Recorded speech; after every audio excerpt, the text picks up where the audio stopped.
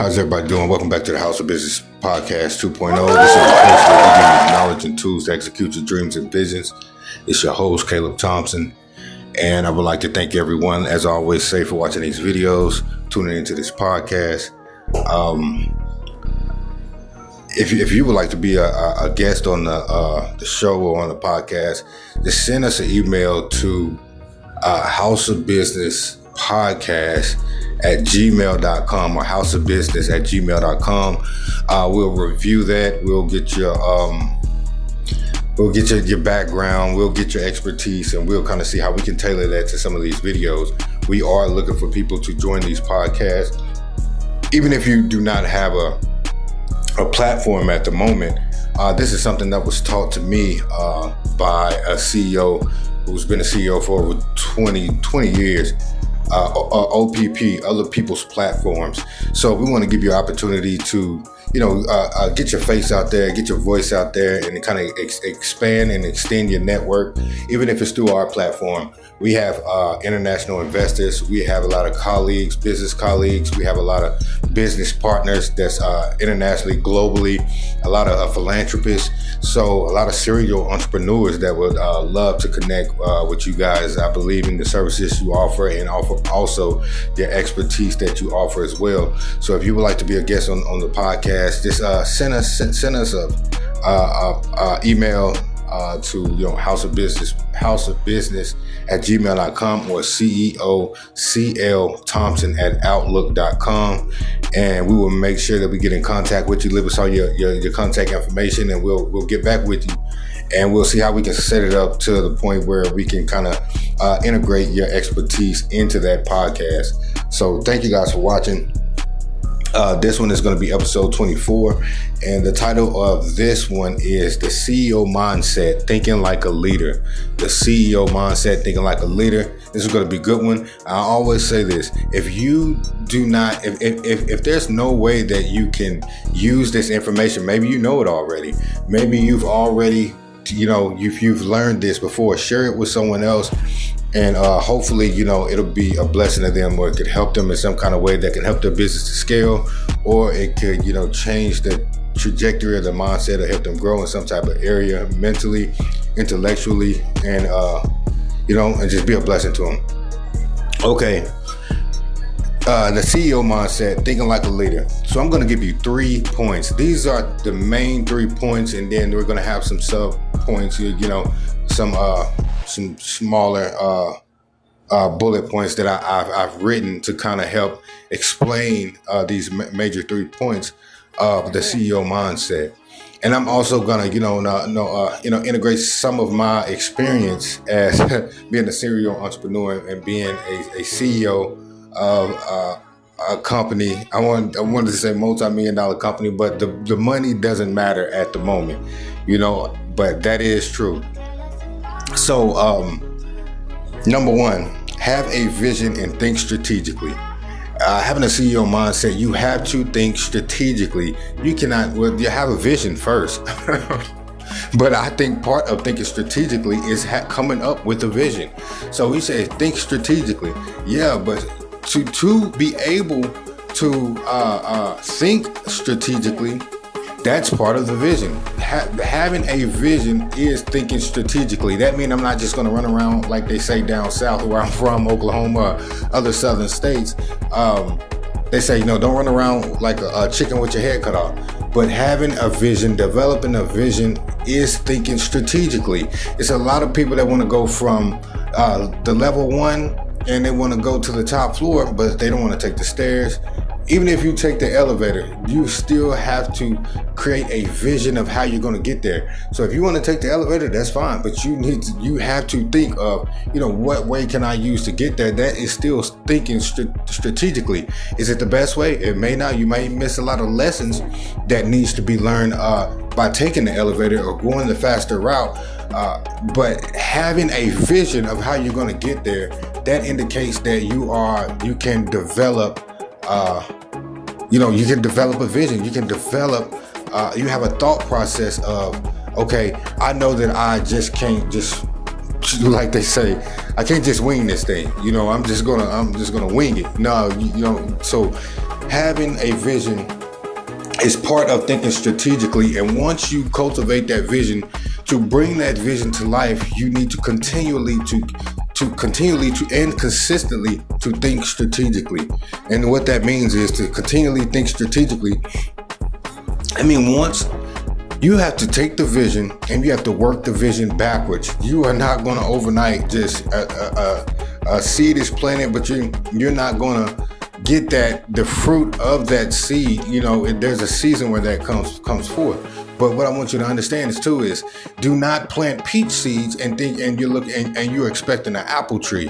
Whatever you plant, that is what you need to be looking forward towards. If you're planting towards being the best auto mechanic there is, do not look to be the best, the best financial advisor. Not saying you can't do both, but whatever you are working towards, that look for the fruit that comes from that. Look for the return that comes from that. I can't put my money in stocks, let's say in gold, and then I'm looking for a return from a franchise that I've never invested in. I never took the $60,000 and created that franchise that comes with the operational systems. It comes with everything, and I just go in there and I manage it and I put people in place and we run it. And I'm all I have to do is just come in, check out the profit and loss statement, see if we have any overhead. But if I haven't invested into that, I should not be looking for a return. Do not look for a return where you have not invested. Can people come around and pour into you and you can reap of someone else's labors? Yes, of course. But do not expect a return from somewhere that you have not invested. You haven't put any blood, sweat, tears, time, effort, energy towards cultivating or that ground or making any progress towards that area. But have a vision and think strategically. So that's the number one thing. And there's a couple sub points. Successful CEOs develop a clear vision for business. It has to be clear. A vision is not meant to be executed by one person. But the reason why you have to go through a process to understand that you have to understand your vision so that you can regurgitate, that vision and allow someone else to understand it. This is basically what I mean. The vision that's on the inside of you that you've been growing, that you've been, taking the time to baby, to burp, to pamper, that vision that you're holding on to. The process helps you to gain you can have a clear vision, but it helps you to go more into detail of what that vision is. So when the time comes and someone says, okay, I'm available, or you need to hire, you've gotten to a point where you're starting to scale or you need to hire. I don't care if it's like a virtual assistant or you need to hire some type of, a task manager or a social media manager, marketer, content creator. You need to have a clear vision about your business in entirety, in its wholesome, the whole entire business in its entirety. You need to be able to talk about each point of the business, each sector of the business clearly, because how can I hire a social media manager or a content creator for social media marketing management if I don't know what I want? If I cannot say, okay, this is our vision, this is our business's mission, this is our mission statement. We want to take this vision and we want to bring that vision to life in our marketing.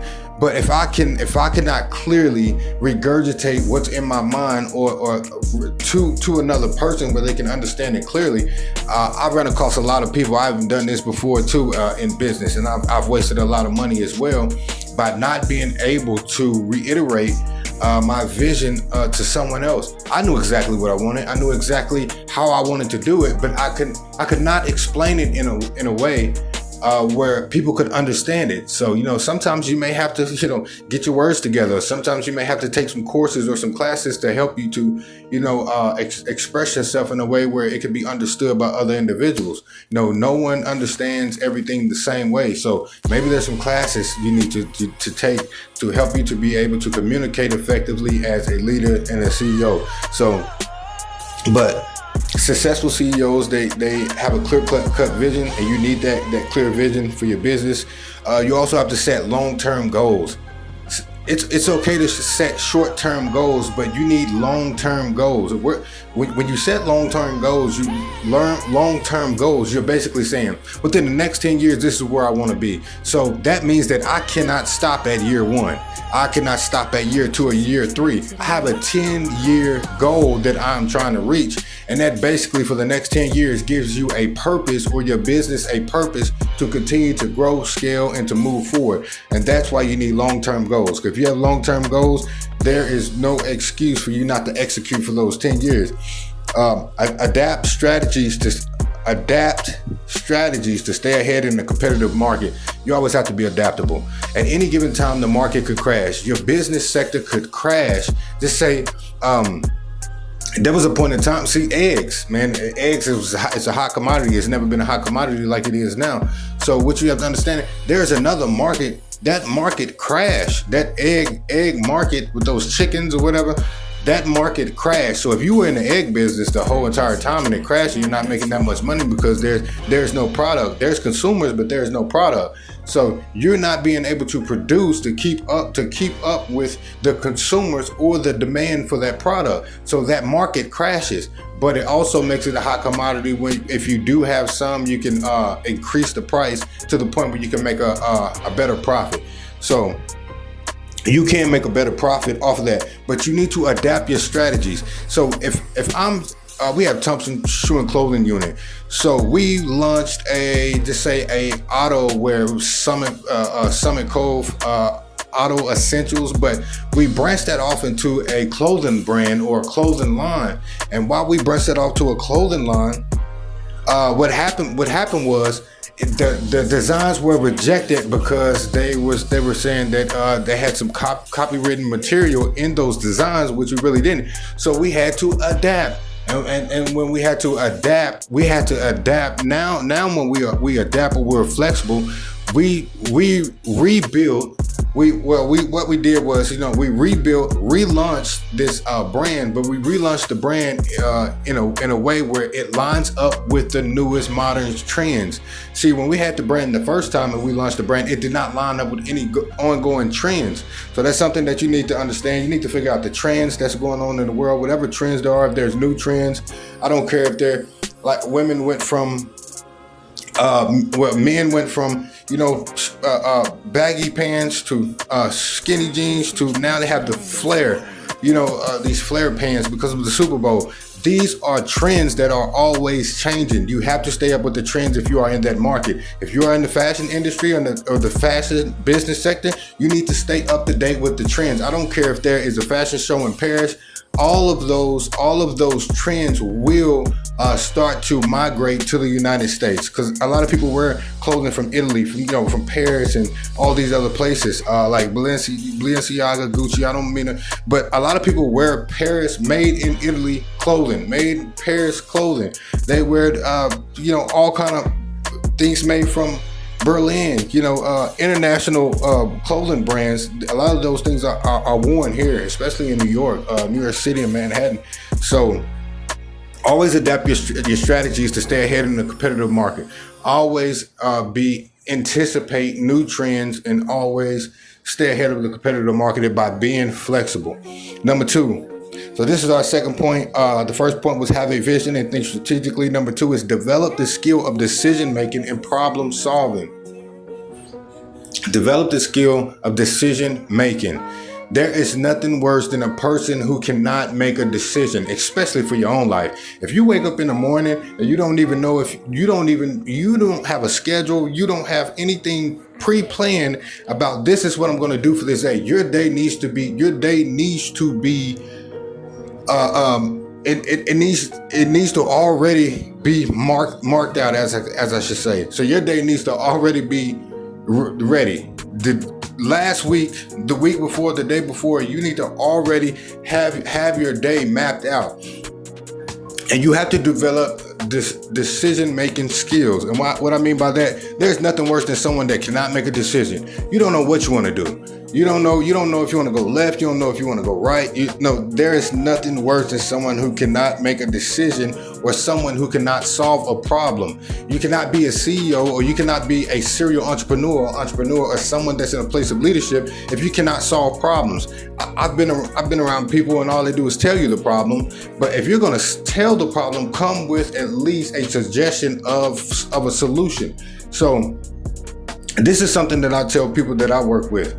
I tell you, if you work for me or we're working together, do not tell me a problem if you do not come with a solution suggestion that says that, all the fuel in all the company cars are low. But the suggestion is, you know what I mean? We can buy fuel cards at a discounted price because we have more than 100 employees. So we can get a good discounted price for fuel cards where we can pay, just say a monthly fee, and everything will be good for the next years. We can get it for 12 years, go on a 12-month contract, and everything will be fine. So you could do that as well. But develop the skill of decision making and problem solving. And our sub points is cultivate a mindset is comfortable with making high stake decisions. You have to be comfortable with it. You have to be comfortable making decisions, especially for your own life. And also you have to understand that your decision making affects everyone that's in the company. It affects jobs. It affects the paycheck. It affects the company culture. It affects the investors. It affects, but I said infects, but both, so both of those infects and affects all those decisions. So, but when you make a decision, do not regret your decision making. Learn to live with it. Don't be regretful. And then if you need to, be flexible. Just move forward. Just stay moving forward. Learn the importance of emotional intelligence. That's something that's a real big thing. Being calm under pressure. So you have to learn emotional intelligence. Emotional intelligence is basically this. Everything does not deserve a reaction, and the things that do deserve a reaction, they deserve a tailored reaction that is proper to that problem. I'm not going to respond out of emotion. I'm going to respond out of logic. And then that way, sometimes your response is silence. That is having emotional intelligence. And someone can say, I said this and I said that. Why didn't they respond? Because they're looking for a certain response. But your caliber of knowledge of having emotional intelligence, it will allow you to respond in a way that cannot come back and bite you in the behind. You understand? So the level, learn the importance of emotional intelligence, stay calm under pressure. And like we said before, we're making decisions and also with strategies is be adaptable, be flexible, but be sure. Be flexible, but be sure. Make decisions. Always, cultivate a mindset to, like I said, to be able to make high stake decisions that's going to affect everyone around you, but you have to live with that. When you are in a position like this, there's no one to throw the problem on. When you are in a position of being a leader, a founder, a CEO, I don't even care if you're the head of a 501c3. There is no one to throw the problem on. It's all on you. There's going to be, so when you are in a position like that, you don't have a way out. So you have to be comfortable making those high stake decisions. Number 3 is learn not only to build, but to lead a high performance team. So learn not only to build a team, what we call the dream team. When you're building a team, see, there are a lot of people that are intimidated by other people's potential. But if you are a leader or a boss of a company, you have to be able to build a team, but also lead a high performance. There is somebody that you're going to hire and they're going to be able to do marketing better than you. You've been doing the marketing, and so there's going to be somebody that you're going to hire and they're going to be better at sales than you. That is what you want. You do not want to be the best person on your team. When you hire anybody, you hire your weaknesses. And if you can hire your weaknesses and allow someone to be better than you, even though you're the leader or the boss, that shows true leadership. I don't want to be the best salesperson. If I'm doing $50,000 a month, there's a guy doing $1.2 million a month, and it's still going to my company, I'm not going to knock this guy out of the box and fire him because he's outshining me in that area of sales. I want you to keep making money. The more money you make, the more money I make, and the more money it goes back to you with commission. So do not be intimidated. Do not be envious or jealous of people if you're in a position of leadership. Do not be envious. These people, you need to hire people that's better than you. You need to surround yourself with people that's better than you. That is the only way you're going to learn. I don't have to make all the points. I'll get the rebounds. I don't have to get all the rebounds. You know what I'm saying? I'll get back on defense. You know what I'm saying? You do not have to be the star of the show. Just make sure that you're doing your part. I don't have to be in the game, making the points, making the rebounds. I can be on the sideline cheering the team on, or I could be the coach. You don't have to be in the game. You can be the coach. Coach everybody else on how to strategically win the game. So it's too many people that want to be the star of the team, but the true stars are the ones that are behind the scenes. That's the chess master, the chess player, that's moving the pieces. So that's where you want to be. Learn not only to build, but to lead high performance teams. Lead by example. Be authentic.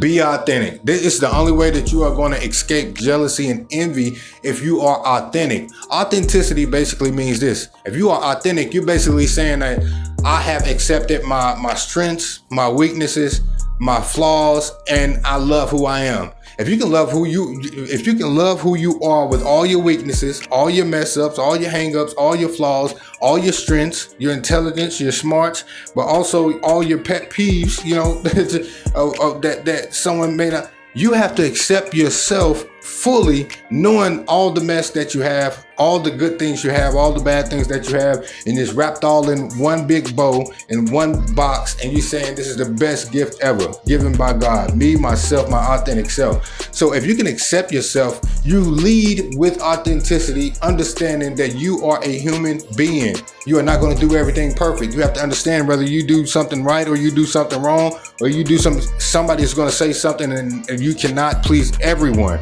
So because you cannot please everyone, you need to be authentic and make those high stake decisions and basically say, I'm going to move forward and I'm going to continue to be comfortable in who I am despite who doesn't like it.